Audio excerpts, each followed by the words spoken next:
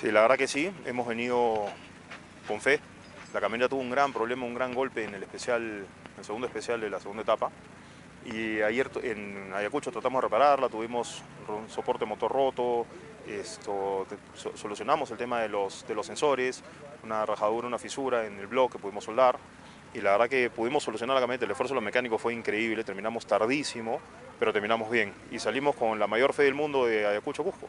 Y la verdad que no tuvimos ningún problema, venimos ligeros, no vinimos a buscar digamos, remontar muchos minutos, porque habíamos perdido 35 minutos, yo creo que ahí lo ideal era correr simplemente con la cabeza, la carrera todavía era larga, y la estrategia que utilizamos ayer fue bastante sólida, el único tramo que sí realmente pisamos fue en Pacucha, el resto del tiempo simplemente fuimos a un paso ligero, el primer especial fuimos sumamente lento, para ver cómo era el estado de la camioneta, si calentaba o no, el primer especial fue muy lento para nosotros, pero era simplemente probar y saber que la camioneta iba a durar el resto de la etapa, ¿no?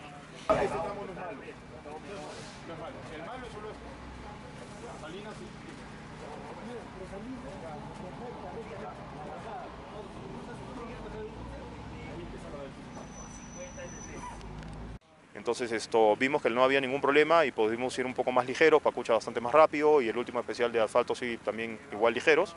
Y por suerte la camioneta no calentó, no tuvo ningún problema y llegamos a la ciudad de Cusco.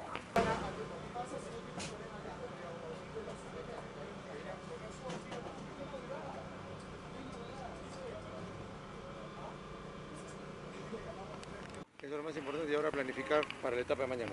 Totalmente, ahora falta una etapa también que es importante, que es Cusco-Arequipa. Es una etapa que no hay que, subestimar porque de hecho es una etapa también bastante larga.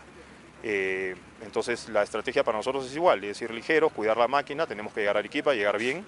Ahorita estamos ubicados en tercero en la categoría, con un buen tiempo. Yo creo que podemos remontar algo de los minutos perdidos, pero vamos a ir tranquilos, ligeros, y aprovechar donde podamos aprovechar.